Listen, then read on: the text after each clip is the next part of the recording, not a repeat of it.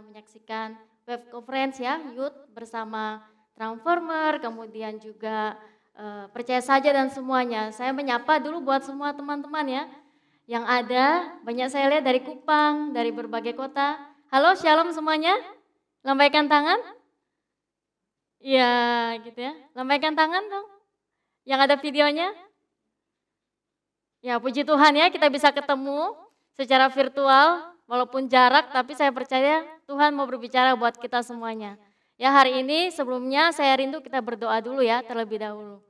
Bapak kami bersyukur buat malam hari ini, kami percaya Engkau begitu mengasihi setiap kami, Engkau punya rencana buat setiap kami, Engkau begitu Tuhan merindukan setiap kami menjadi pribadi-pribadi yang extraordinary Tuhan. Karena kami percaya hidup kami ada sebuah rencana-Mu, Engkau melahirkan kami Tuhan untuk sebuah maksud. Terima kasih Tuhan berkati pemberitaan firman-Mu, sehingga pemberitaan firman-Mu hanya disampaikan oleh isi hati-Mu saja Tuhan. Dan setiap kami boleh Kau berikan hati yang terbuka Tuhan, hati yang terbuka untuk firman-Mu, berikan kami hati seorang hamba, telinga seorang murid. Terima kasih Tuhan, mari sama-sama yang siap, kita mau sama-sama katakan amin ya. Oke, shalom sekali lagi buat kita semuanya. Saya rindu kita hari ini belajar tentang namanya extraordinary. Ya, saya ternyata teliti-teliti, ternyata ini salah satu juga judul film Korea ya, Extraordinary You gitu ya. Dan saya baca-baca, oh ya, saya dulu suka nonton film Korea ya, tapi belakangan ketika sudah banyak pelayanan akhirnya sudah sangat jarang dan saya jarang menonton film-film seperti itu. Tapi setelah saya lihat, oh ternyata ini ya salah satunya itu film ya, film mungkin tema acara hari ini itu terinspirasi dari sana gitu ya. Nah, akhirnya kita mau buka slide dulu. Ya, kita mau buka slide. Ya, ini ya temanya, coba dilihat semuanya extraordinary you. Ya. Nah, hari ini saya mau katakan sama kalian semuanya, teman-teman semuanya ya, bahwa Tuhan itu rindu kita menjadi pribadi-pribadi yang extraordinary. Ya, pribadi-pribadi di mana Tuhan akan memakai kita secara luar biasa, pribadi-pribadinya Tuhan rindu sekali memakai hidup kita untuk sebuah rencananya Tuhan. Nah, sudah kelihatan jelas mungkin di slide-nya? Agak kabur ya, benar ya? Nah, sebentar ya. Nah, sambil dipersiapkan. Ya, itu ya. Tuhan rindu kita sebagai pribadi-pribadi yang dipersiapkan. Kalau hari-hari ini ya mungkin teman-teman karena pandemi corona, kita menjadi orang-orang yang saya kemarin ya diajak cerita sama seseorang, dia ngomong kalau dia merasa tidak berguna di masa-masa pandemi ini. Dia merasa tidak berguna, yang dulunya dia melayani, dia WL luar biasa, tapi ketika masa-masa pandemi ini dia jadi tidak melayani, jadi dia merasa dia tidak berguna lagi. Nah, tapi puji Tuhan ternyata Tuhan kita adalah Tuhan yang tidak dibatasi oleh apapun juga, termasuk pandemi ini. Saya percaya Tuhan rindu kita menjadi pribadi-pribadi yang luar biasa, yang Tuhan siapkan untuk maksudnya. Nah, sudah bisa selanjutnya? Bisa?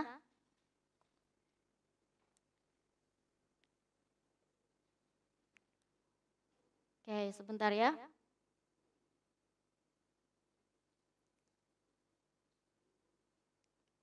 Ini ya, apa kelihatan ya di slide-nya ya? Kepotong.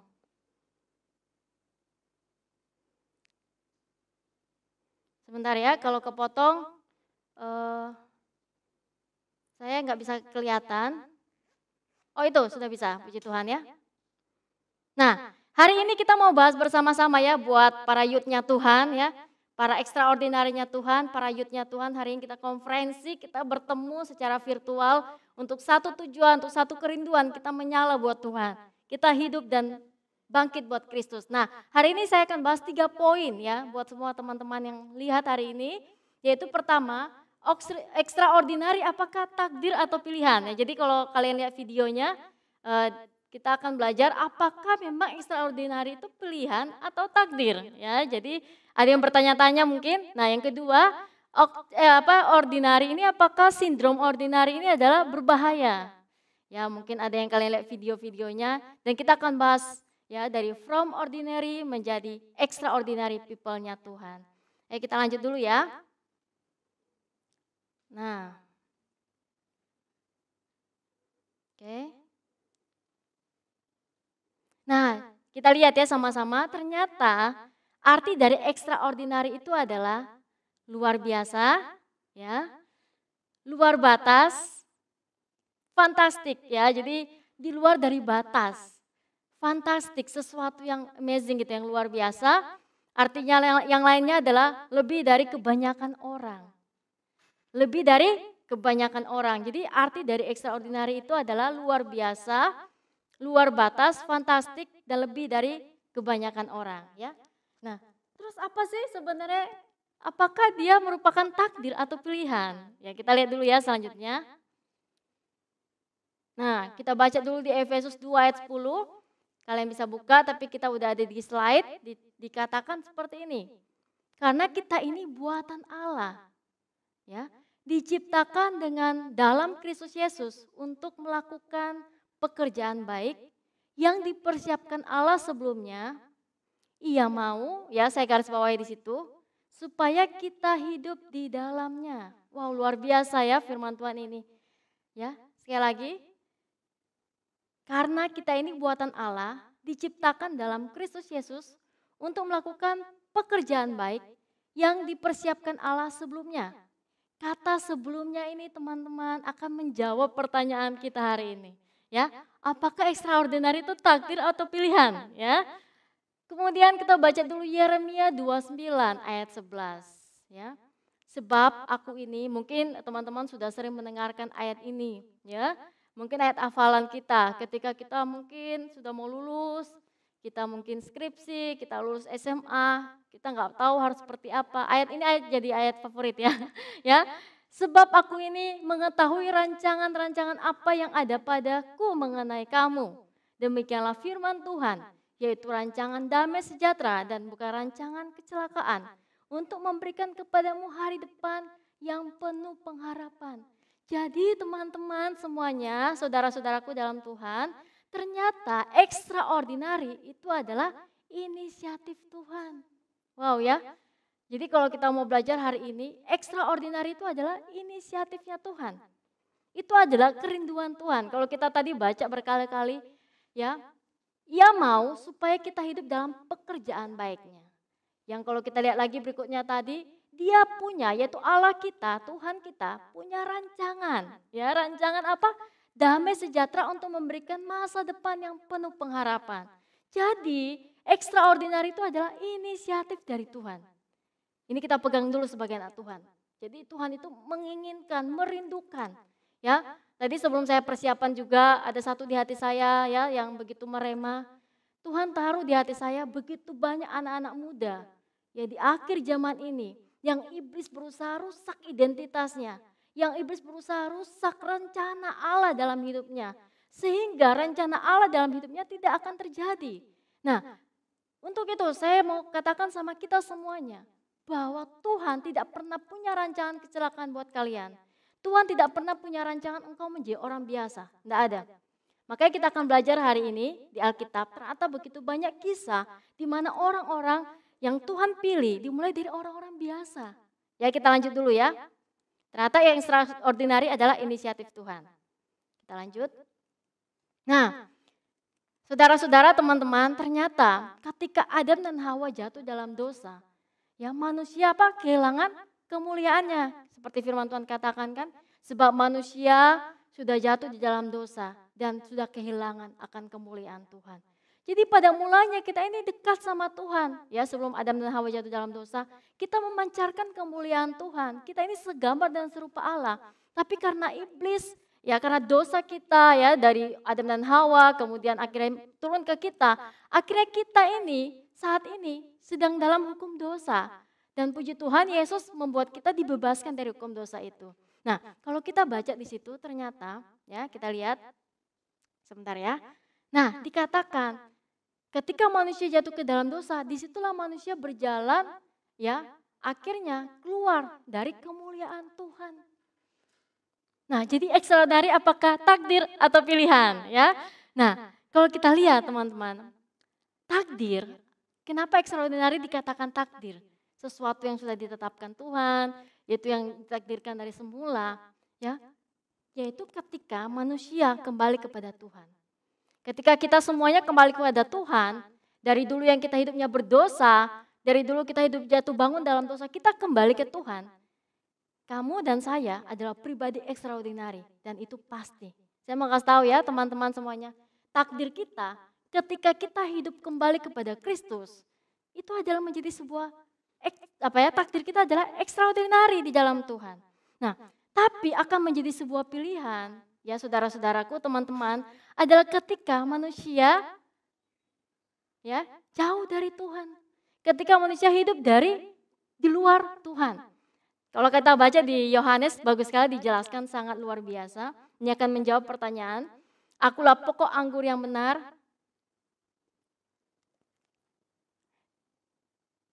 Ya, sebentar ya, break dulu katanya teman-teman acara. Ya, silakan di break dulu.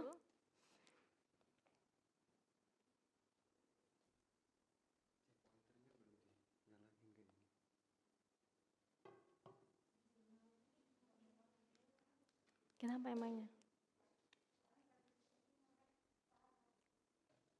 Wifi-nya ya? Mereka nggak kedengaran berarti? Oh.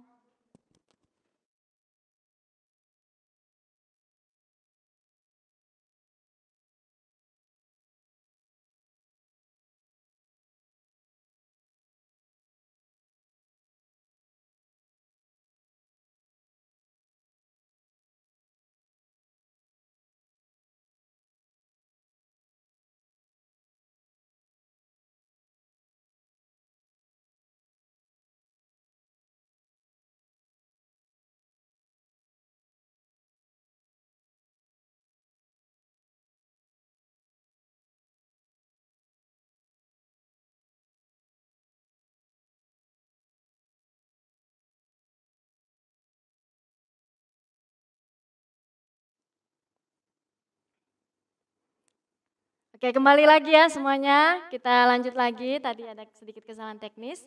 Nah, kita lanjut. Kemudian kita buka slide berikutnya ya. Kita lihat sama-sama.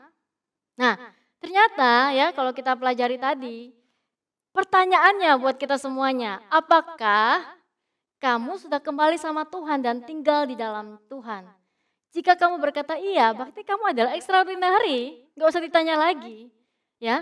Tapi jika kamu belum kembali ke Tuhan, kita nggak hidup di dalam Tuhan, kita nggak hidup dalam kebenaran Kristus, kita adalah orang-orang ordinary people. Orang-orang kebanyakan orang-orang biasa.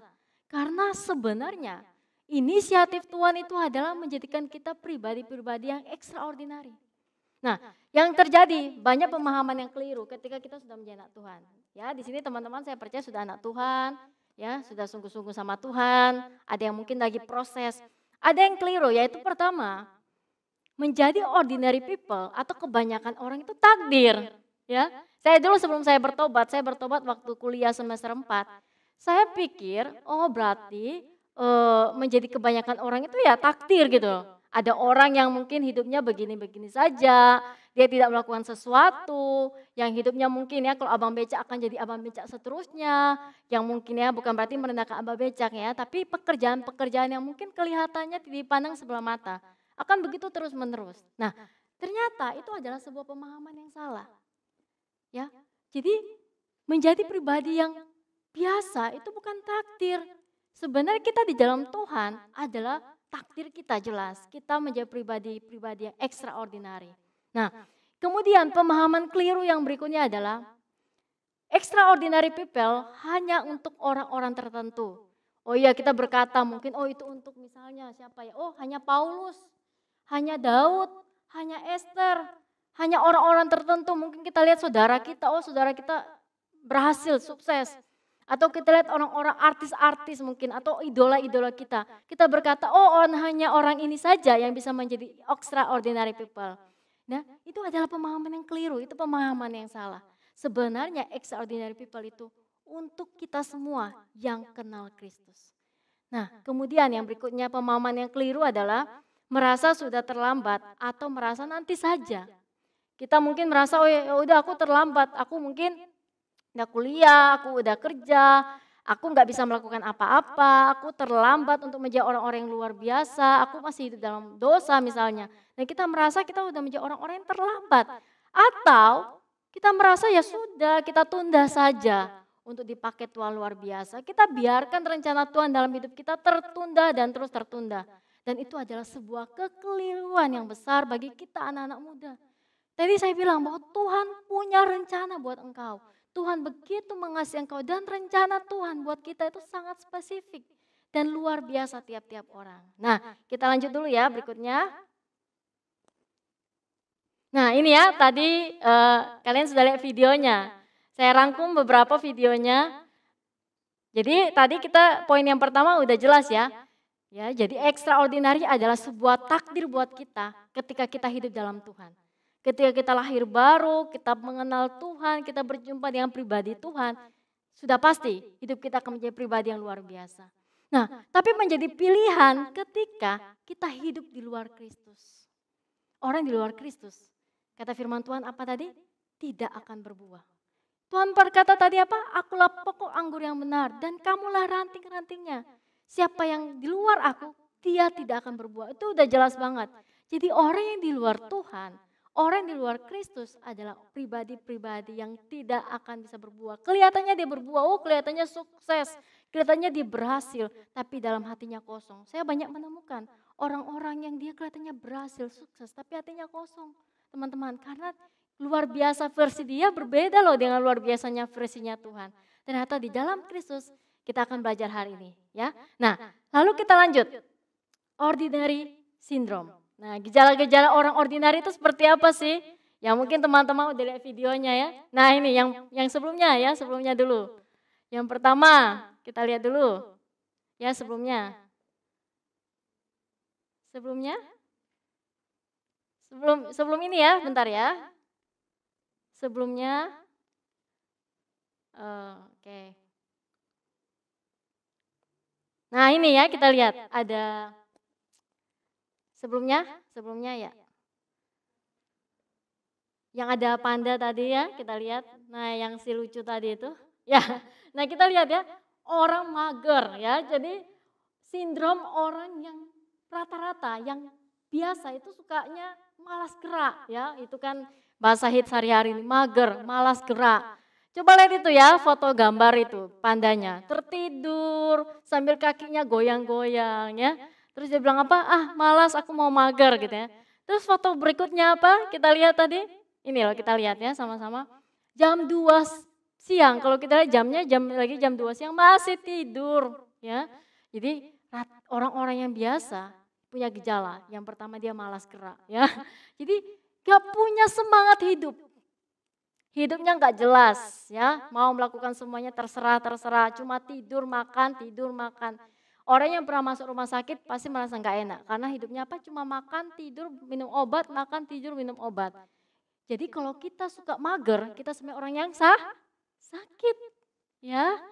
Coba siapa yang pernah masuk rumah sakit ya jangan sampai kita masuk rumah sakit atau kita mungkin jaga orang sakit ya. Kalau saya pernah jaga orang sakit, ya ampun hidupnya cuma begitu-begitu aja. Makan, dikasih minum obat, tidur, bangun. Makan, dikasih minum obat, tidur, bangun. Nah itu ciri orang yang sakit. Begitu ya kalau kamu suka mager hari-hari ini ya, apalagi kita semuanya serba virtual. Kuliah online, kerja online, semuanya online mungkin ya. Dan kita menjadi orang-orang yang mager, malas gerak. Nah sebenarnya kita bisa menjadi orang yang sakit. Kita seperti orang sakit ya, salah satu gejalanya kita mager. Nah jangan sampai kita malas gerak ya, karena orang yang tidak pernah bergerak ya adalah orang yang tidak pernah melakukan sesuatu. Sekali lagi saya mau katakan ya, orang yang tidak pernah bergerak ya adalah orang yang sebenarnya tidak melakukan sesuatu ya. Dan itu mengerikan, orang yang hidupnya tidak melakukan sesuatu adalah orang yang mengerikan. Karena ketika dia dipanggil Tuhan, ketika dia mati ya dipanggil sama Bapa di surga, tidak ada yang bisa dipersembahkan. Nah berikutnya kita lihat dulu ya. Sindrom kedua. Yaitu sok sibuk. Nah kata sok sibuk ini jelas ya. Orang yang tidak sibuk sebenarnya. Tapi sok-sokan sibuk. Ya, ya jadi Gejala kedua adalah sok sibuk. Sebenarnya dia nggak sibuk, tapi dia sok-sokan. Kenapa? Karena dia merasa dia diterima, kemudian dia merasa dia keren, hebat, karena dia kelihatan sibuk. Tapi sebenarnya dia sok sibuk aja. Nah, tapi tidak ada yang dia lakukan. Ya ngeri ya orang seperti ini. Jadi kalau kamu punya ciri-ciri seperti ini, ayo kembali sama Tuhan. Karena kita bisa menjadi orang-orang yang biasa-biasa saja. Sok sibuk. Oh kita aktif kemana-mana, tapi yang dia lakukan tidak ada sesuatu yang benar-benar dia kerjakan buat kemuliaan Tuhan. Ya, tidak ada sesuatu yang dia bisa kerjakan untuk sebuah hal yang lebih baik. Sok sibuk, artinya dia pura-pura sibuk, kelihatannya sibuk, tapi tidak ada yang dia lakukan. Nah kita lanjut dulu ya, karena cukup masih banyak lagi ke belakangnya. Nah kita lihat berikutnya adalah, ya kita lihat orang. Gejala berikutnya adalah no goal, ya tidak punya goal dan takut berbeda. Coba lihat gambarnya itu, dia bingung mau ke kiri, ke kanan, A, B, C, D. Ya, jadi orang yang rata-rata ada orang yang tidak punya tujuan. Ya, ketika dia melakukan, ya jadi orang yang rata-rata nggak punya tujuan, ketika dia melakukan semuanya kelihatannya bingung ya. Pernah menemukan orang-orang seperti ini? Ya, jadi ketika disuruh melakukan A gitu ya, dia tidak melakukannya. Disuruh melakukan B, gak bisa gitu ya. Melakukan C, gak bisa. Akhirnya gak ada sesuatu yang dia bisa kerjakan. Nah, orang yang tidak punya goal ini sebenarnya, orang yang hidupnya sebenarnya dia tidak mengenal pribadi Tuhan. Karena ketika kita mengenal pribadi Tuhan, saya percaya Tuhan punya tujuan buat kita. Atau belum mengenal pribadi Tuhan. Nah, kemudian takut berbeda, ya kayak gambar tadi. Ya, takut berbeda, orang yang punya gejala ya menjadi orang biasa dia takut berbeda. Kenapa? Karena ketika dia menjadi orang berbeda dia takut dikata-katakan sama orang sekitarnya. Dia takut ditolak ketika kita menjadi orang Kristen yang sungguh-sungguh sama Tuhan. Ketika kita kumpul dengan teman-teman, teman-teman ajak kita minum-minum alkohol. Kita takut ditolak sama teman-teman kita takut berbeda. Ketika Tuhan meminta kamu, Tuhan memanggil kamu, mungkin kamu ada panggilan dalam hidupmu untuk melayani Tuhan, ya, menjadi orang-orang yang melakukan misinya Tuhan. Ketika kamu mau memutuskan, kamu mau memilih, kamu takut, ya. Nah, ini adalah ciri-ciri orang yang ordinary. Nah, kemudian kita lanjut lagi berikutnya. Nah, ini yang terakhir ya, kalau kalian lihat dari videonya, orang yang negative thinking. Nah, orang yang negative thinking adalah orang-orang yang gak bisa extraordinary. Kenapa? Karena dia tidak melihat dirinya sebagai pribadi yang luar biasa. Coba kita lihat gambar ini. Dia katakan apa? I can do it. Aku tidak bisa. Ya, terus dia katakan apa itu? Saya tidak layak. Ya, terus dia berkata apa? Saya harus sempurna. Saya harus melakukan kesalahan, tidak melakukan kesalahan ya. Saya agak kabur dari sini ya. Saya bukan orang yang spesial gitu ya. Terus tidak ada yang baik dalam diri saya, tidak ada yang cukup buat saya. Nah, bayangin kalau teman-teman seperti ini. Begitu banyak beban yang ada di atas pundaknya. Mengerikan enggak orang seperti ini? Mengerikan ya. Jadi orang-orang yang rata-rata adalah orang-orang yang suka negative thinking sama hidupnya sendiri.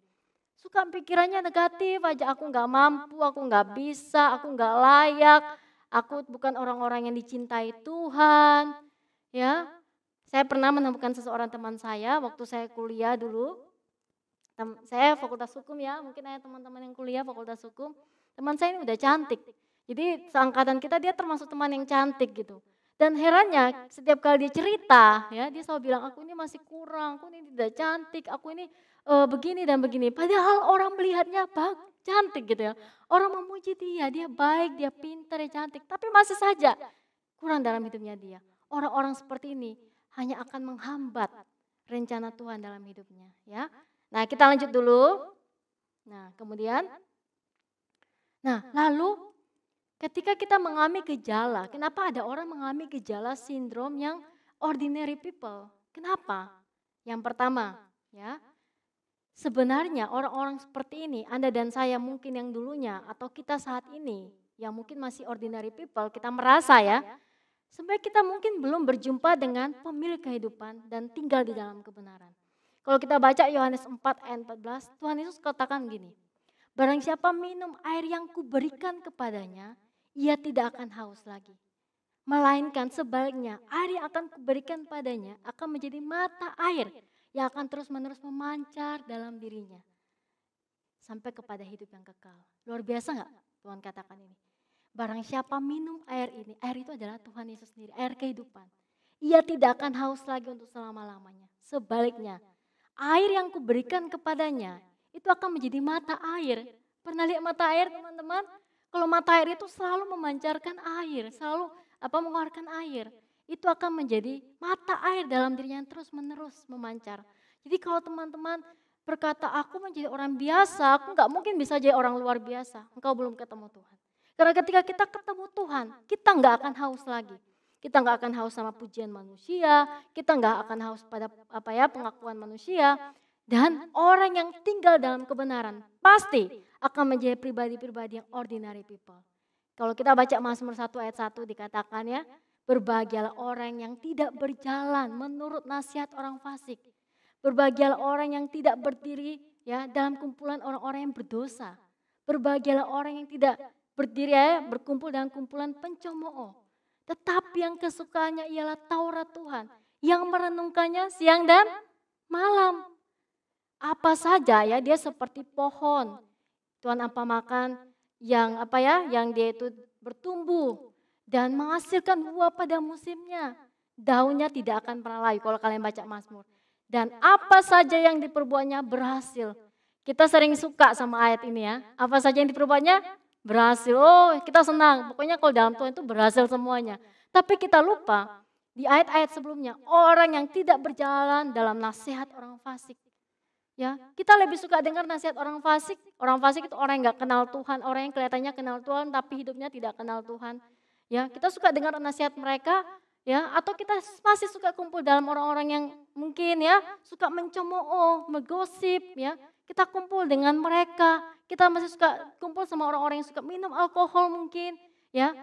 Keterikatan, ya, sama sesuatu kita nggak tahu gitu ya. Nah, dan kita suka di dalamnya. Dan dikatakan berdiri dalam orang yang berdosa. Oh, kita masih suka dalam hidup kita yang lama. Nah, orang-orang yang seperti ini Tuhan katakan tidak akan berbahagia. Karena firman Tuhan katakan berbahagialah orang yang tidak melakukan semuanya itu. Karena yang kesukaannya adalah melakukan Taurat Tuhan, merenungkan itu siang dan malam. Ia akan seperti pohon yang ditanam di tepi aliran air yang akan berbuah pada musimnya. Wow, luar biasa. Yang hari-hari ini merasa, oh waktu pandemi aku gak bisa berkarya, aku gak bisa jadi orang luar biasa. Mungkin yang hari-hari ini punya kerjaan, penghasilannya mungkin ekonominya menurun, penghasilan ekonominya.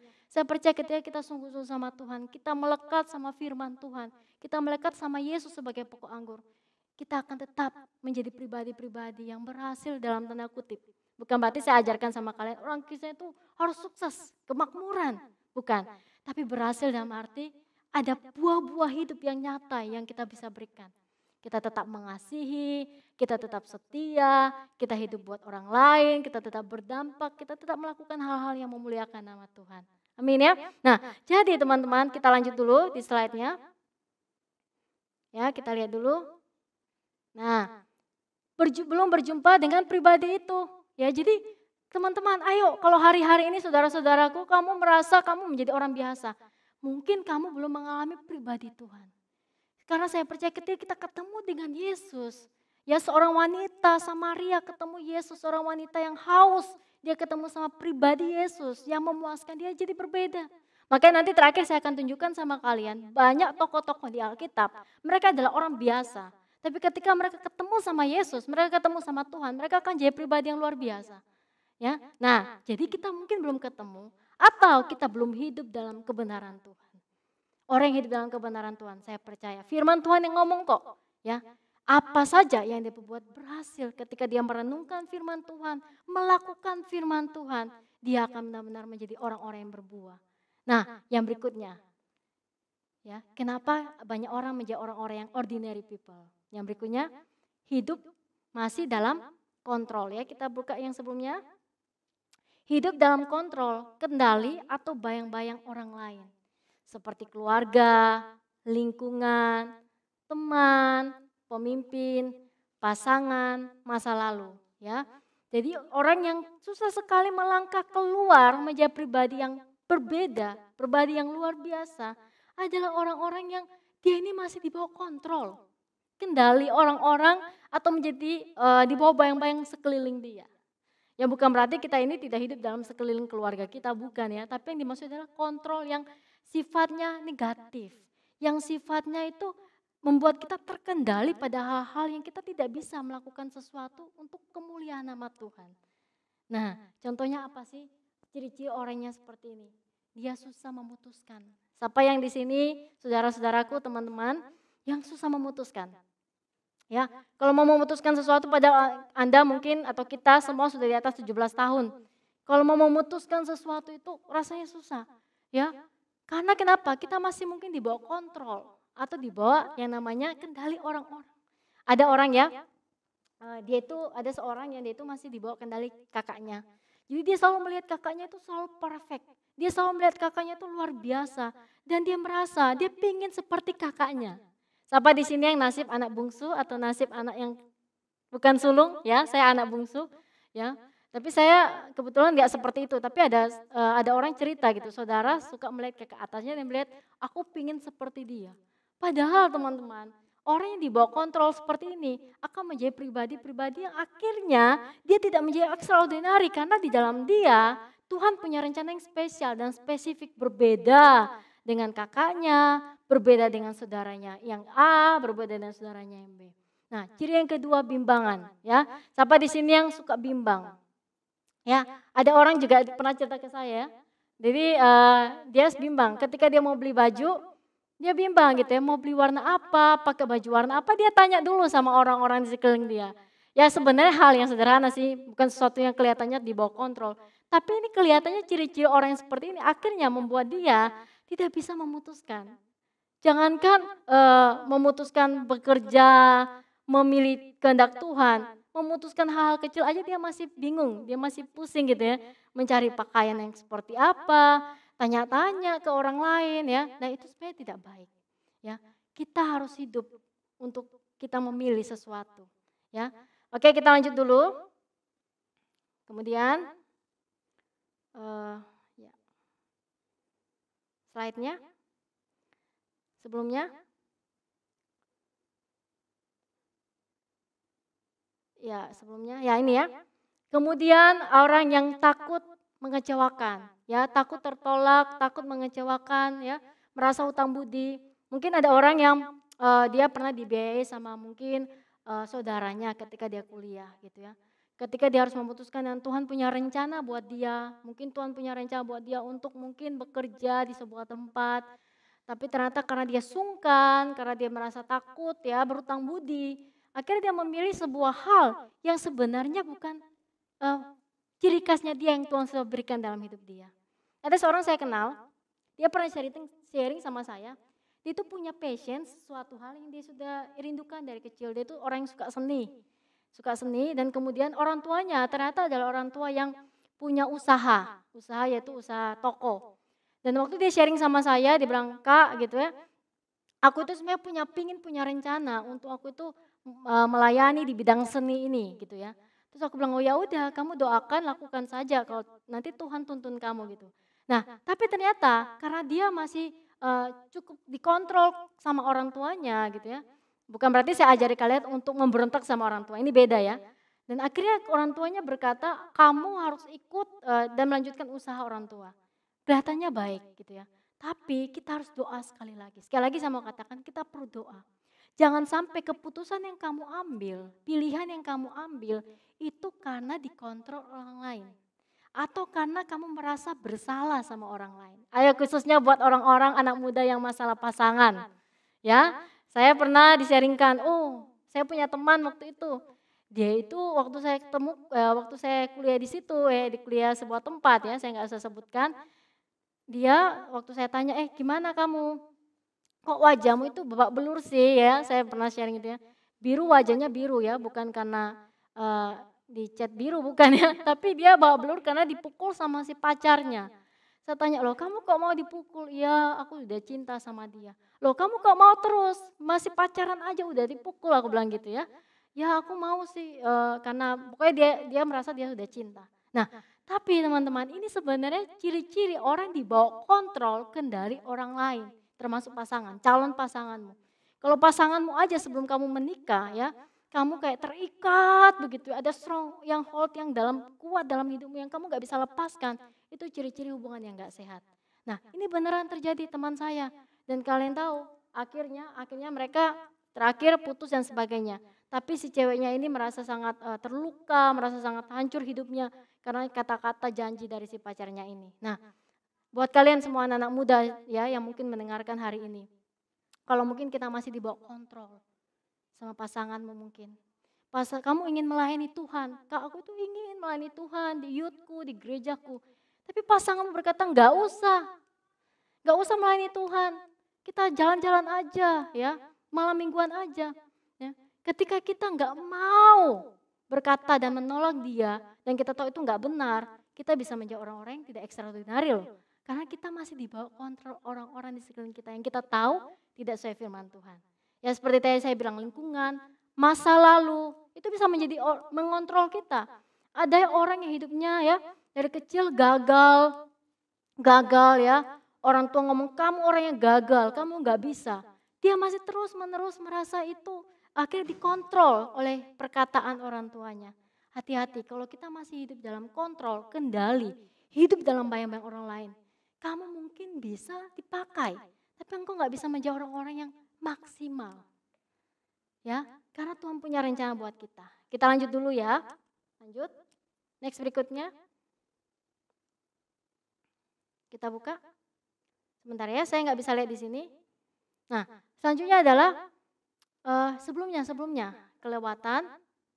Kita lihat dulu. Nah, yang berikutnya adalah dia suka membandingkan. Nah, suka takut mengecewakan.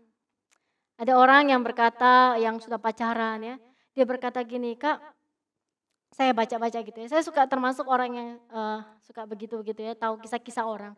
Dia berkata, Kak, aku tuh sebenarnya nggak suka. Tapi karena takut mengecewakan, ya, karena dia udah baik banget, ya, dikasih barang, dikasih makanan, dikasih emas, mungkin semua dikasih. Tapi karena kebaikannya dia takut untuk nolak. Nah, kalian harus doa lagi, ya, anak-anak muda semuanya yang lihat hari ini, kalau kamu melakukan keputusan-keputusan ketika kamu merasa kamu melakukan untuk orang itu, orang tua, lingkungan, pasangan, siapapun itu, dan karena bukan melakukan untuk Tuhan, sebenarnya kamu doa lagi deh.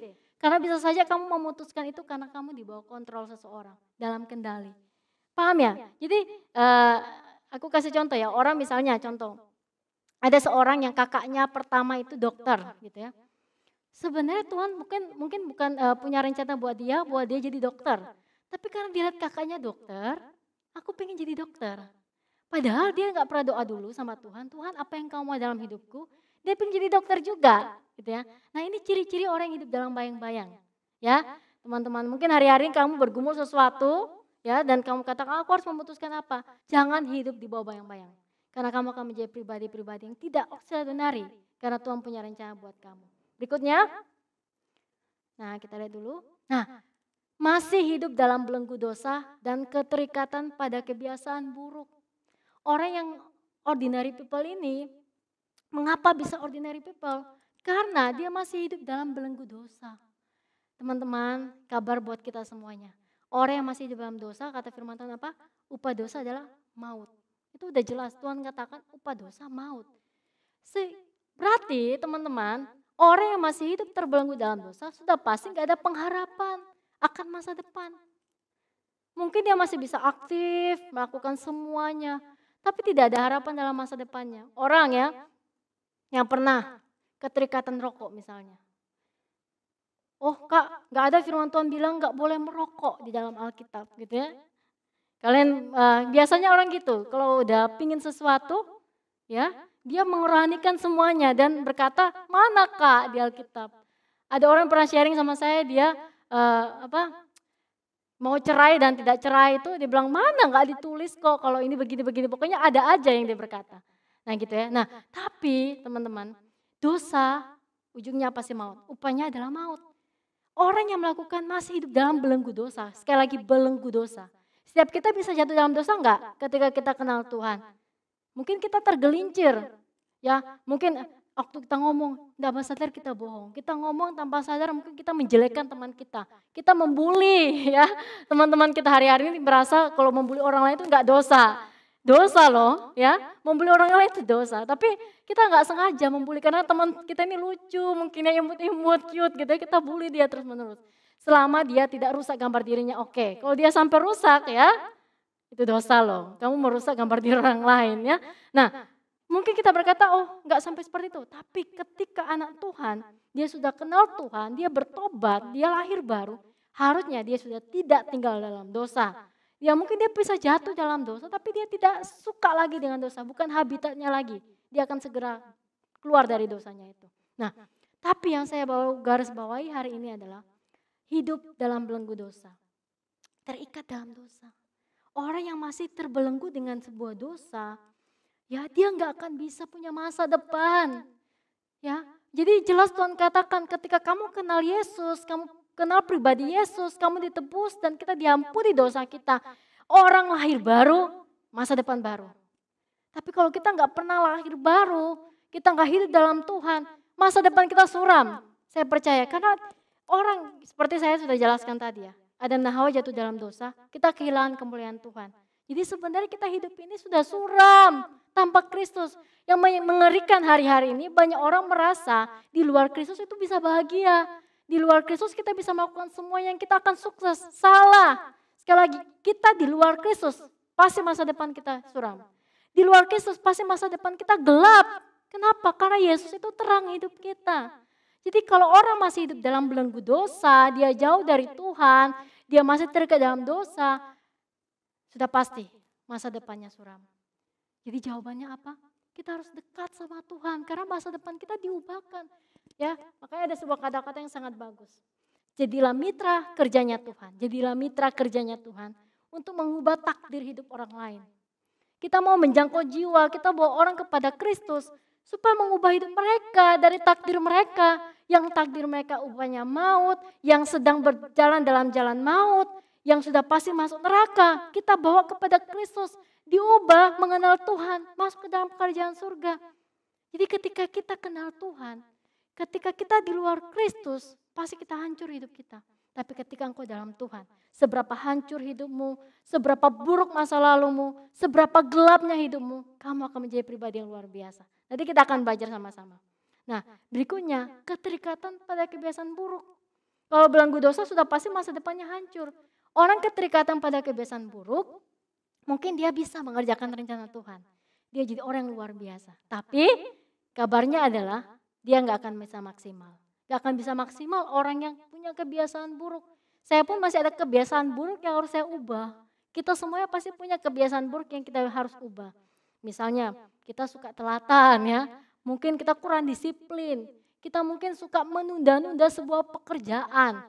Ya kebiasaan buruk apalagi misalnya kita suka ya mungkin gosipin orang ya. Gak sampai dosa tapi kita sudah mulai terbiasa dengan kebiasaan buruk itu. Nah itu membuat kita nggak maksimal.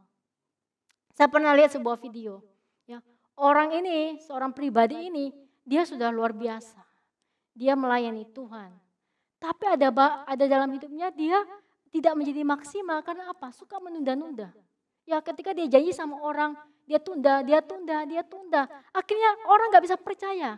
Ketika dia kerja dalam sebuah perusahaan, bosnya suruh sesuatu. Gak terjadi, dia gak melakukan. Akhirnya bosnya lihat dia gak ada promosi. Ya, bukan berarti kita itu cari promosi, bukan. Tapi ketika hidup kita ya punya kebiasaan buruk, itu akan menurunkan nilai hidup kita loh sebenarnya. Di hadapan Tuhan dan di hadapan manusia. Nilai hidup, value kita itu bisa turun karena kita tidak punya kebiasaan-kebiasaan yang bisa menjadi berkat. Kebiasaan buruk apalagi? Contoh, kamu suka main game. Kalau selama itu nggak sampai keterikatan bukan dosa, nggak apa-apa ya. Ada orang yang suka main game, Androidan, kita main. Tapi ketika kamu main terus-menerus, orang tuamu suruh kamu nggak mau, kamu nggak pernah kerja tugas, kamu nggak pernah melayani karena gamemu itu, kamu nggak pernah doa, kamu nggak pernah saat teduh karena gamemu, itu akan membuat kamu memiliki kebiasaan menjadi karakter yang berbahaya buat kamu. Sehingga kamu akan maksimal. Bagaimana kita bisa dipakai Tuhan? Kita tiap hari main game aja. Bagaimana kita bisa dipakai sama Tuhan kalau tiap hari kita ini hidupnya untuk diri kita sendiri? Saya mau sharing sama kalian. Ciri yang benar-benar salah satu ciri orang pasti menjadi pribadi yang luar biasa di hadapan Tuhan adalah hidup buat orang lain. Kalau hidupmu masih mikirin dirimu sendiri, egomu sendiri, kesukaanmu sendiri, kesenanganmu sendiri, kamu adalah orang-orang yang biasa. Anda dan saya menjadi orang biasa karena semua orang memikirkan itu. Tapi kenapa banyak tokoh-tokoh di Alkitab mereka bisa dipakai Tuhan luar biasa? Karena mereka ternyata adalah orang-orang yang memikirkan orang lain. Mereka mau berdampak buat orang lain, mereka mau jadi berkat buat orang lain. Dan orang yang masih punya kebiasaan buruk, kalian bisa jawab sendiri, bisa gak jadi berkat? Ayo teman-teman, bisa jadi berkat gak? Gak bisa. Mungkin di hal lain kamu bagus ya, kamu perlu mengenal dirimu, oh yang lain kamu bagus, kamu orangnya baik hati, murah hati. Tapi di satu hal kamu belum memenangkannya, kamu gak akan bisa jadi pribadi-pribadi yang maksimal. Coba kita lihat di gambar itu ya. Dikata gini, I'm the son of God ya. So what gitu loh gitu ya. Mungkin ada mungkin orang-orang di sekitarmu seperti raksasa-raksasa yang datang sama kamu dan berkata kamu sudah hancur, hidupmu terikat, kamu punya kebiasaan buruk. Kita bilang sama hal itu, kita bilang sama dosa masa lalu kita, aku ini son of God-nya Tuhan. Ya, so what gitu loh, aku ini anaknya Tuhan. Nah kabar baiknya buat kita semuanya adalah Tuhan bisa ubah takdir hidupmu. Luar biasa enggak? Tuhan bisa ubah nasib hidup kita. Banyak aku lihat ya, anak-anak yang pernah dalam persekutuan, yang ketika dia ngalami pribadi Tuhan, dia berjumpa secara pribadi dengan Tuhan, hidupnya berubah loh. Hidupnya benar-benar nasib hidupnya berubah. Dia diangkat sama Tuhan, dia dibimbing sama Tuhan, dia menjadi pribadi-pribadi yang luar biasa. Ya, dulunya hidupnya ugal-ugalan, melakukan semuanya sendiri, pergi-pergi sama teman, ya habis ya, hidupnya hanya untuk minum-minum, karaokean ya, walaupun karaokean bukan dosa, tapi sampai tengah malam, pagi hari pulang, gak jelas hidupnya, akhirnya dia gak jadi berkat. Tapi ketika dia ketemu Tuhan, dia nangis, di dalam sebuah retreat, dalam sebuah ibadah, aku bisa melihat loh, orang ini hidupnya diubahkan Tuhan, dan luar biasa, benar diubahkan sama Tuhan. Ya kita lihat dulu selanjutnya. Nah, orang yang tidak punya yang berikutnya, yang tidak punya atau belum menemukan tujuan hidupnya. Jadi kalau kita menjadi pribadi sindromnya ordinary people adalah salah satunya kenapa? Karena kita tidak punya atau belum menemukan tujuan hidup. Tidak punya sasaran. Dikatakan gini, tanpa tujuan atau sasaran, sebaik kita sedang membuang waktu. Ayo, siapa di sini yang merasa hidupnya bisa 60, 70 tahun, 80 tahun? Syukur-syukur ya. Syukur-syukur ya. Ada orang begitu banyak hari-hari ini banyak orang meninggal, ya hampir sebagian banyak orang, sebagian berapa persen orang di muka bumi ini meninggal karena pandemi corona. Nah, kita nggak tahu hidup kita berapa lama.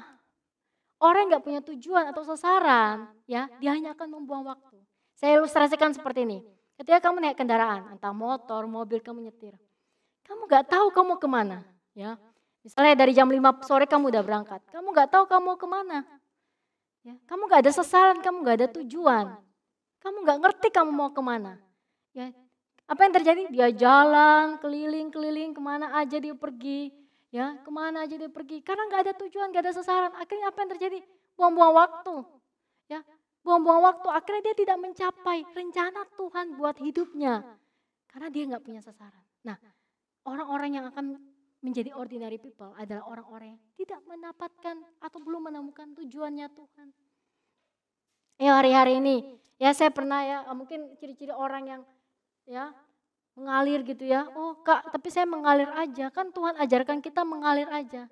Nah sekarang saya mau tanya sama kalian, ketika Tuhan Yesus, ya bukan ya kita bilang aja Tuhan Bapa kita ya, waktu Adam Hawa kembali pertama ya, mereka diciptakan pertama kali. Tuhan kasih tugas pertama sama Adam apa? Memberi nama hewan-hewan. Ya kan? Tuhan kasih tugas. Kamu beri nama hewan-hewan ini ya. Nah, kira-kira nih kalau Adam berkata, mengalir aja Tuhan, nggak usah kasih nama sama mereka. Kira-kira bisa nggak ada nama-nama hewan? Jangan-jangan nggak ada sampai saat ini.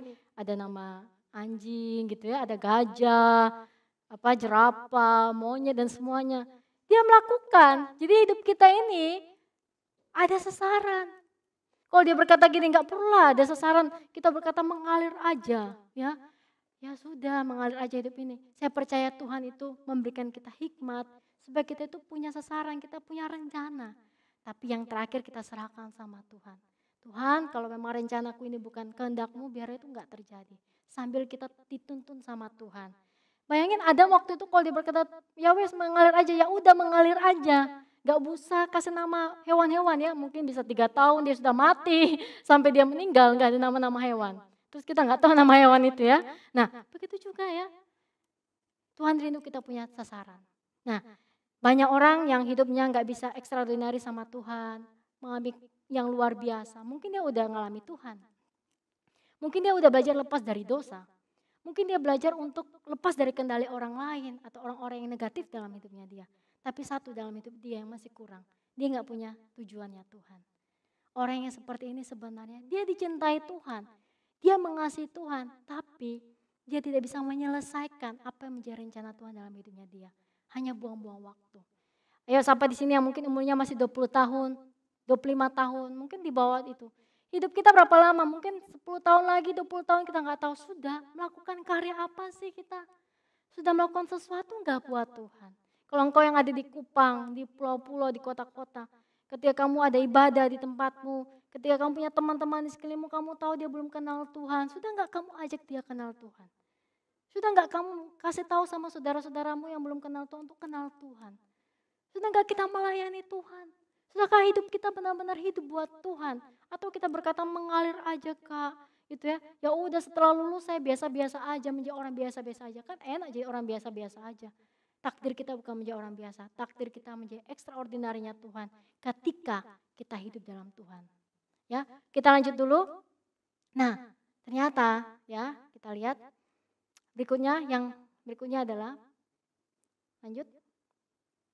Yang berikutnya, mengapa orang bisa menjadi ordinary people?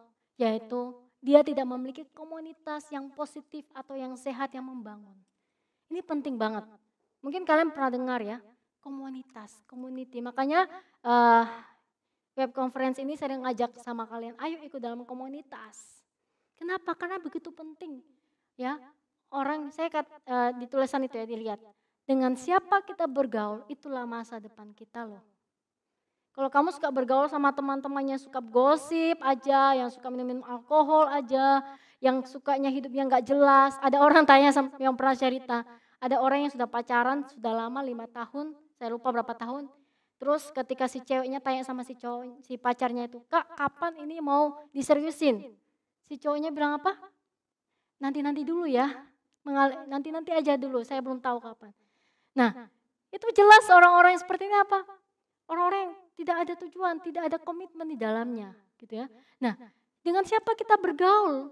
Ya mungkin kita bergaul dengan orang-orang yang nggak ada komitmen. Kita akan menjadi orang kayak gitu loh. Kita bergaul dengan orang-orang yang malas, kita akan menjadi seperti itu.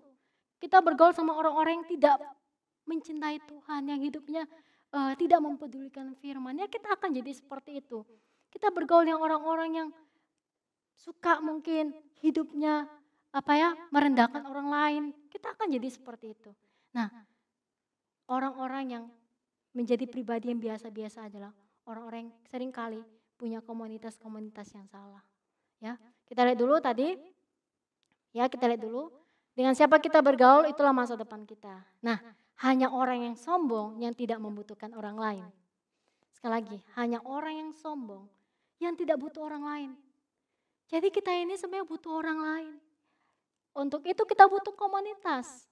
Kamu butuh komunitas yang positif ya. Oke, kamu ikut komunitas misalnya suka komunitas misalnya drakor gitu ya. Kamu suka komunitas motor gede misalnya. Foto-foto jalan-jalan kuliner. Kemudian kita mungkin punya komunitas makan ya. Komunitas makan, pergi kulineran, traveling. Kita suka, nggak apa-apa. Tapi kalau itu tidak positif dan sehat yang membangun kamu, sebenarnya kamu bisa menjadi orang-orang yang tidak extraordinary karena kamu cuma menjadi orang-orang yang suka ikut-ikutan. Temanmu pergi kemana, aku mau. temanmu pergi kemana, kamu ikut-ikutan. Nah, sekali lagi hanya orang yang sombong yang tidak membutuhkan orang lain. Jadi setiap kita itu butuh komunitas. Kenapa di dalam komunitas itu kita akan diarahkan, kita akan dibimbing, kita akan menjadi pribadi-pribadi yang diarahkan. Khususnya ya buat teman-teman yang ikut ibadah hari ini, ya tentu saja komunitas dalam Tuhan yang rohani. Ya, bagaimana kita bisa bertumbuh? Kita punya jiwa, kita punya tubuh, kita punya roh. Yang diberi makan tiap hari apa? Tubuh aja, kita jalan-jalan, kita makan. Jiwa kita kasih makan yang apa? Nah, nonton film drakor karena saat ini pandemi gitu ya. Nonton film terus, senyum-senyum sendiri, ketawa-ketawa sendiri, lihat Facebook, Instagram, WhatsApp. Kita habis foto, kita cantik-cantikan, dan mungkin bagi para cowok kita main game dan semuanya kita melakukan semuanya. Jiwa kita lakukan. Tapi apakah roh kita ini sudah kita kasih makan? Ya, kalau mungkin kalian berkata, iya sudah Kak, sudah dikasih makan dengan ibadah minggu. Ya, gak cukup. Bayangin teman-teman, saudara-saudaraku, ibadah minggu hanya seminggu sekali, itu pun 2 jam, 1 jam setengah, sekarang online. Kalian cuma mendengarkan sambil makan ya, sambil makan kalian tidur-tiduran, kalian mendengarkan. Apakah itu bisa membangun? Belum tentu loh. Kita butuh komunitas yang lebih dari itu, yaitu yang benar-benar membangun roh kita. Di situ kita bertumbuh, di situ kita kenal Tuhan, di situ kita dimuridkan, di situ kita diarahkan untuk kenal Tuhan. Ya, ada dulu saya pernah menemukan seorang anak, dia tidak mau ikut komunitas. Saya tanya kenapa? Saya kan bisa cari Tuhan sendiri Kak. Saya kan doa dan cari Tuhan sendiri. Kalian tahu dia sekarang seperti apa? Sekarang dia seperti orang yang sesat gitu ya hidupnya. Ya, gak jelas gitu ya. Mungkin dia merasa dapat dari Tuhan, Tuhan berkata sama dia, tapi kita ini butuh orang lain. Ya, kita butuh orang lain. Nah, berikutnya, orang yang tidak mau dipimpin adalah orang lain tidak bisa memimpin orang lain dengan baik. Ya, jadi di dalam komunitas kita itu belajar dipimpin. Dengan kita belajar dipimpin, kita bisa menjadi orang yang memimpin orang lain dengan baik. Ya, kita lanjut. Karena cukup masih ada lagi slide berikutnya ya. Nah, jadi yang poin berikutnya adalah from ordinary to extraordinary. Bagaimana kita menjadi orang yang biasa, menjadi pribadi yang luar biasa. Saya akan tunjukkan sama kalian ternyata banyak kisah-kisah di Alkitab yang dulunya mereka adalah orang-orang yang biasa. Orang-orang biasa loh. Tapi akhirnya ketika mereka ketemu Tuhan, mereka menjadi pribadi-pribadi yang luar biasa. Contoh Esther. Esther kalian tahu kisah hidupnya dia? Dia adalah anak yatim piatu. Kalau kalian baca Esther 2 ayat 7 dikatakan dia tidak beribu dan berbapak. Kemudian dia diangkat oleh Mordekai. Mordekai itu siapa? Sepupunya dia. Dia diangkat. Kalian tahu? Disitulah ketika dia mau diangkat sama Mordekai, dia taat sama Mordekai, hidupnya berubah. Mordekai kenal Tuhan, anak Tuhan. Zaman sekarang anak Tuhan. Pada zaman itu gak ditulis ya dalam kitab Esther. Tapi dia adalah orang Yahudi yang mencintai Tuhan, yang melakukan hukum-hukum Tuhan. Dan ketika dia melakukan itu, kalian lihat hidupnya Esther. Siapa sih yang gak kenal Esther? Satu kitab menuliskan kitab Esther. Dia ratu yang luar biasa. Dan dalam hidupnya dia mengubah sebuah sejarah yang besar. Kenapa? Karena dari hidupnya dia menyelamatkan bangsa Yahudi yang waktu itu mau dihancurkan oleh Haman. Luar biasa gak? Kalau engkau ketemu Tuhan, kau bisa dipakai oleh Tuhan untuk menyelamatkan keluargamu loh. Kalau kamu dipakai sama Tuhan, kamu hidup buat Tuhan, kamu bisa dipakai Tuhan untuk menyelamatkan orang-orang di tempat kerjamu. Kamu bisa dipakai Tuhan untuk menyelamatkan orang-orang di kampus tempatmu sekolah. Esther, dia menjadi pribadi extraordinary karena dia belajar taat, dia berani. Kita ingat kisahnya dia puasa, dia berkorban buat bangsanya dia. Dia luar biasa. Kita lihat latar belakang anak yatim piatu. Kalau kalian berkata gini, iya ya, anak yatim piatu itu gak mungkin dipakai Tuhan. Siapa bilang? Sangat bisa loh. Ini kisah nyata. Dia yatim piatu, tapi dia dipakai Tuhan luar biasa. Kita lihat berikutnya. Kisah Esther, kemudian kisah berikutnya Gideon. Ya, Gideon ini adalah kalau kalian baca di Hakim-Hakim 6 ayat 11, dia ini penakut. Siapa di sini yang penakut hari-hari ini merasa nggak mungkin aku ini bisa menjadi orang yang pribadi yang luar biasa. Gambar dirinya rusak. Ketika waktu itu ya, bangsa Midian ya memerangi bangsa Israel, ditindas sama bangsa Midian. Gideon ini takut. Kalau kalian baca di kisah Hakim-Hakim, dia suka bersembunyi. Dia bersembunyi. Dan ketika dia bersembunyi, Tuhan datang sama dia. Tuhan katakan, Gideon, engkaulah pahlawan yang gagah perkasa. Tuhan katakan seperti itu. Ternyata Tuhan punya rencana buat Gideon. Dari hidup Gideon, dia akan membawa bangsa Israel bebas dari orang Midian. Kalian tahu kisahnya dia apa? Terus kemudian dia berkata gini, Tuhan, gak mungkin kamu pakai aku Tuhan. Kaumku yang paling kecil. Siapa di sini yang berkata gitu? Gak mungkin aku dipakai Tuhan. Aku ini orang yang kaumku yang paling kecil. Kaum yang tidak dikenal oleh orang. Sederhana aja keluargaku Kak. Sederhana aja saudara-saudaraku. Dan dia berkata gini, dan aku ini paling muda. Masa sih Tuhan engkau mau pakai aku? Aku ini loh dari kaum paling kecil dan aku yang paling muda. Nah, siapa di sini yang mungkin merasa seperti itu? Ternyata Tuhan bisa memakai Gideon loh. Dan ketika itu Gideon mungkin dalam masa proses dia dipakai Tuhan, dia merasa waktu itu apa? Dia bimbang. Kalian tahu kisah berikutnya, dia minta tanda sama Tuhan. Sampai berapa kali? 2 kali.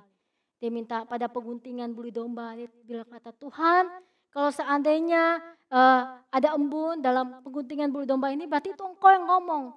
Terjadi. Ya, terus dia masih ragu, Tuhan benar enggak kamu pakai aku Tuhan? Aku ini orang penakut, aku ini suka bersembunyi. Terus dia berkata lagi, kalau di sekeliling aja yang turun embun dan peguntingan bulu domba itu enggak ada embun, itu berarti engkau Tuhan. Dan terjadi teman-teman, luar biasa. Dan akhirnya Tuhan teguhkan hati Gideon bahwa dia dipakai Tuhan. Dia menjadi hakim, dia menjadi pahlawan yang menyelamatkan bangsa Israel. Kalau engkau hari-hari ini merasa kamu takut, gambar diri kamu rusak, kamu merasa kamu gak bisa apa-apa, kamu orang yang paling lemah, Tuhan bisa pakai kalau kamu ketemu Tuhan. Ya, kita lihat lagi kisah berikutnya adalah Yefta. Yefta ini adalah seorang perempuan sundal, ya anak perempuan sundal ya. Jadi kalau kita lihat kisahnya adalah anak perempuan sundal. Ya, jadi dia punya papa yang menikah sama perempuan sundal dan lahirnya Yefta. Ya, lahir Yefta. Kemudian ketika istri dari papanya ini ya, anggapannya mama tirinya ini punya anak-anak, akhirnya anak-anaknya itu menolak si Yefta ini, diusir. Jadi dia ini anak yang diusir dari mama tirinya dan papanya.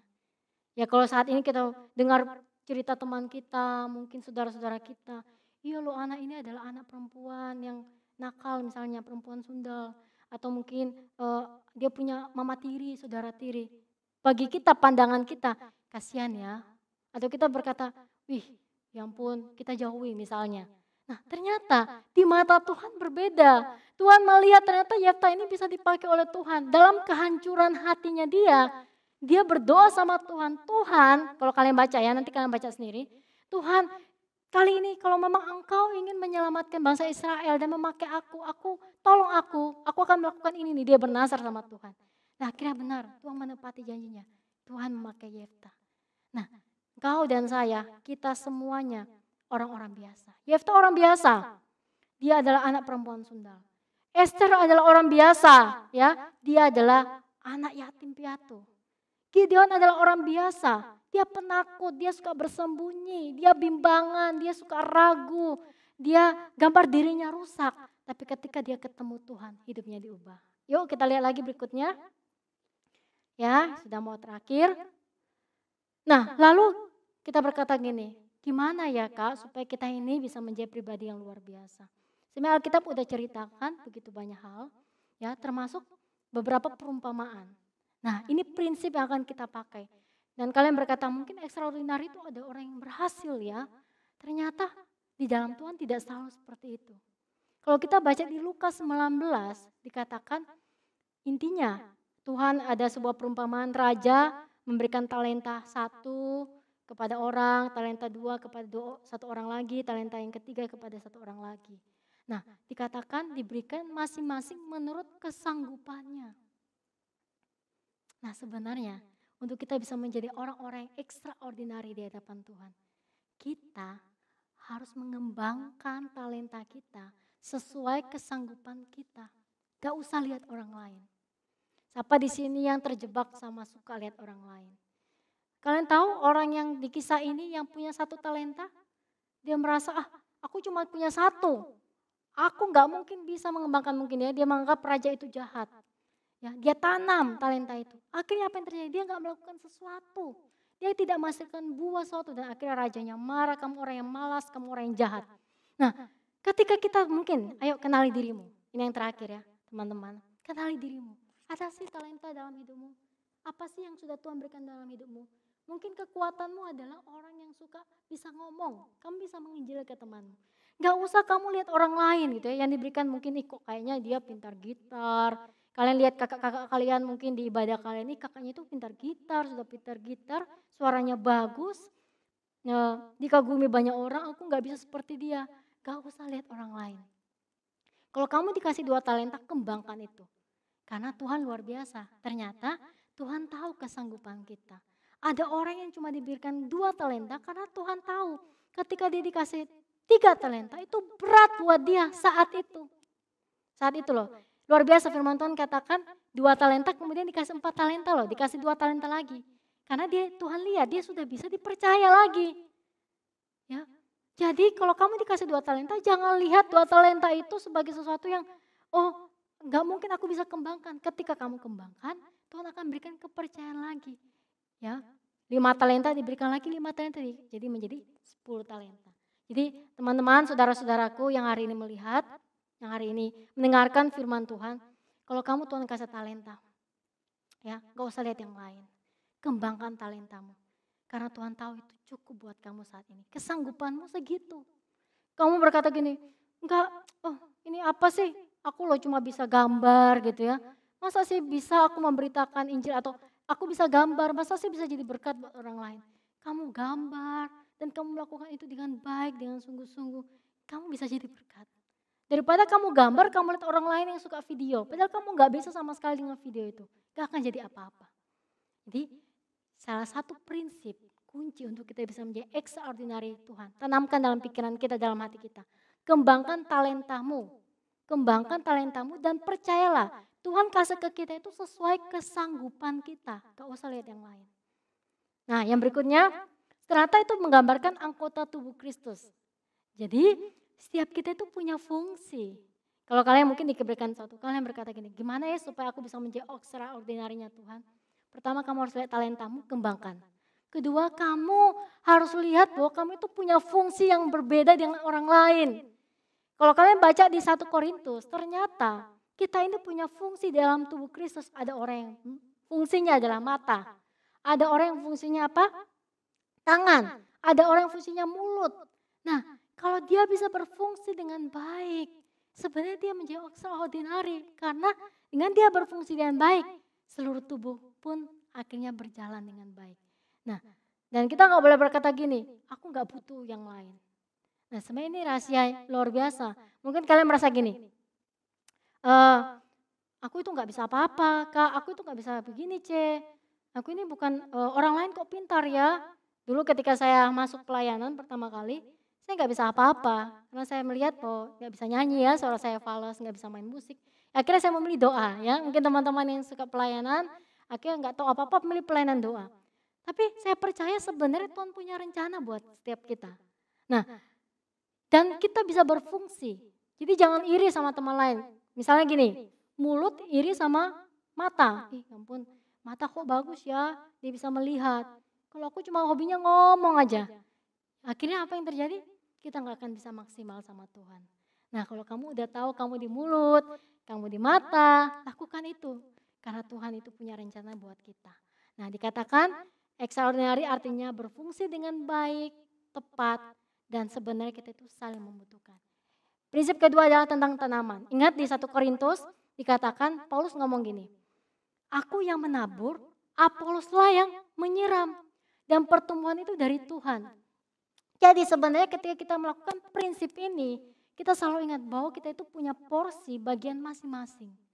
Ya, jadi nggak usah bingung dengan porsi orang lain. Lakukanlah porsimu sendiri, lakukanlah bagianmu sendiri. Dan percayalah, upah kata firman Tuhan di Korintus. Dan Tuhanlah yang melihat pekerjaan itu, Tuhan akan berikan upah yang tepat sesuai dengan pekerjaanmu. Ya, jadi orang-orang yang extraordinary adalah orang-orang yang mengembangkan talenta, kepercayaan Tuhan. Talenta itu berbicara kepercayaan Tuhan. Kalau kamu punya bakat, berbicara bakat, kembangkan. Kalau kamu punya kerinduan, lakukan. Ya, dan lakukan itu dan berfungsilah dengan tepat. Dan lakukanlah itu karena seperti untuk Tuhan. Nah, ini yang terakhir kita mau lihat. Ya. Nah, tidak ada seorang pun yang dapat mengambil sesuatu bagi dirinya kalau tidak dikaruniakan kepadanya dari surga. Luar biasa firman ini. Tidak ada seorang pun yang dapat mengambil sesuatu bagi dirinya kalau tidak dikaruniakan oleh dia kepadanya dari surga. Artinya kamu gak perlu iri sama orang lain, kamu gak perlu membandingkan sama orang lain. Karena sebenarnya segala sesuatu itu datangnya dari Tuhan. Kamu hanya datang sama Tuhan karena gini, seberapa buruknya engkau di masa lalu, seberapa rusaknya engkau di masa lalu, seberapa kamu merasa kamu gak punya apa-apa, kamu gak bisa apa-apa. Ketika kamu ketemu Yesus, saya mau tekankan sekali lagi, hidupmu berubah. Kamu akan menjadi pengubahnya Tuhan. Ketika kamu ketemu Yesus, Yesus adalah pengubah sejarah hidup kita. Yang paling pertama sejarah hidup kita yang diubah apa? Kita hidup, akhirnya dosa kita diampuni. Kita gak masuk ke dalam jurang maut. Tapi hidup kita diubah sama Tuhan. Ya, jadi gak usah lihat yang lain. Ketika kita mungkin pingin, oh kak, mungkin tadi ya ada yang lihat video, kemudian tulis I'm ready, kita posting di Instagram, kita katakan, aku mau menjadi pribadi yang luar biasa. Aku mau menjadi pribadi yang luar biasa. Semua orang pingin, saya percaya. Kalau gak ada yang pingin ya aneh orang itu ya. Semua pingin menjadi pribadi orang luar biasa. Tapi ya, satu kuncinya yang mungkin kalian sering dengar adalah ketemu Yesus. Kalian berkata, kak aku udah ketemu Yesus, sudah pernah retreat, sudah pernah ibadah. Ketemu Tuhan harus hari demi hari. Pribadi Yesus, kalian lihat Esther dia berdoa sama Tuhan, akhirnya hidupnya diubahkan. Gideon dia berjumpa dengan malaikat Tuhan waktu itu, hidupnya diubahkan. Yefta dia berdoa, dia bernasar sama Tuhan, hidupnya diubahkan. Kalau kamu merasa hidupmu biasa-biasa aja, kamu gak bisa apa-apa. Ketemu Tuhan Yesus, hidupmu berubah, pasti. Saya melihat begitu banyak video-video kesaksian orang yang dia hidupnya hancur, rusak ketika dia ketemu Tuhan, hidupnya diubahkan sama Tuhan. Dan jangan berpikir gini, oh luar biasa menurut versiku kayak gini ya, aku terkenal, aku dikagumi, aku melakukan ini. Salah. Ketika kamu kenal Tuhan, akhirnya hidupmu hanya berkata, kemuliaan bagi Tuhan, hidupku untuk Tuhan. Maka dikatakan, saya mau tekankan sekali lagi, kehidupan yang luar biasa adalah kehidupan yang telah diserahkan kepada Tuhan yang akan menjadikan kita yang biasa-biasa. Kita ini orang biasa sebenarnya menjadi luar biasa menurut kasih karunia yang dianugerahkan kepada tiap-tiap orang berbeda satu dengan yang lainnya. Ada satu anak ini Tuhan berkata karunianya kamu akan seperti ini. Karena Tuhan tahu kesanggupanmu seperti ini. Ketika hidupmu diubahkan sama Tuhan, hidupmu kamu serahkan sama Tuhan, saya percaya kita akan menjadi orang-orang yang luar biasa. Ya, yang terakhir, ini beneran terakhir ya. Kita lihat, ya, kita lihat yang terakhir. Nah, jadilah orang yang luar biasa bukan karena ingin dipuji, dikenal, hebat, tetapi karena engkau tahu untuk apa kamu diciptakan. Sekali lagi, karena kamu tahu untuk apa kamu diciptakan dan untuk siapa kamu melakukannya. Kalau kamu melakukan untuk Tuhan, dia adalah raja di atas segala raja, dia pemilik semuanya, ya otomatis, ya kamu akan benar-benar hidupmu hanya untuk memuliakan Tuhan. Jadi kalau kamu ingin jadi orang luar biasa, siapa yang hari-hari ini yang mungkin aku pengen ikut, karena aku pengen jadi orang luar biasa, gimana sih caranya jadi orang luar biasa? Ya, tadi ya kamu udah jelas ya, jangan malas ya, jangan sok hebat, sok tahu ya, tidak punya tujuan dan sebagainya. Tapi kunci untuk melakukan semuanya itu adalah datang sama Tuhan. Cari Tuhan sungguh-sungguh. Ya, saya pernah punya masalah dan saya rasa masalah ini gak mungkin bisa diselesaikan waktu itu. Tapi ketika saya datang sama Tuhan, saya cuma doa gini, Tuhan, saya nyanyi ya lagu yang favorit saya waktu ada masalah ya waktu itu. Tak terbatas kuasamu Tuhan. Baru ngomong pakai gitar ya, saya main gitar seadanya waktu itu, saya gak bisa terlalu main gitar. Cuma jreng gitu ya, tak terbatas kuasamu, langsung netes, nangis. Karena saya berkata Tuhan ini terbatas, gak mungkin, mustahil waktu itu bagi saya. Tapi ketika saya datang sama Tuhan, saya nangis Tuhan gak ada yang mustahil bagi engkau. Saya kenal Tuhan saya, gak ada yang mustahil, kamu bisa mengubah semuanya. Dan beneran loh, Tuhan bisa ubahkan. Jadi Ayo, hanya Yesus pribadi yang bisa mengubahkan hidupmu. Ya, kamu berkata, aku sudah sering datang sama Tuhan, aku sudah sering doa baca firman. Kalau kamu udah baca firman, kamu doa, tapi hidupmu gak pernah berubah. Kamu gak bisa menjadi berkat buat orang lain. Jangan-jangan kamu salah berdoa, jangan-jangan kamu belum ketemu Tuhan sungguh-sungguh. Kamu menjadikan Tuhan sebagai sumber keuntunganmu. Tapi ketika kamu datang sama Tuhan, kita akan menjadi sama seperti apa yang kita sembah.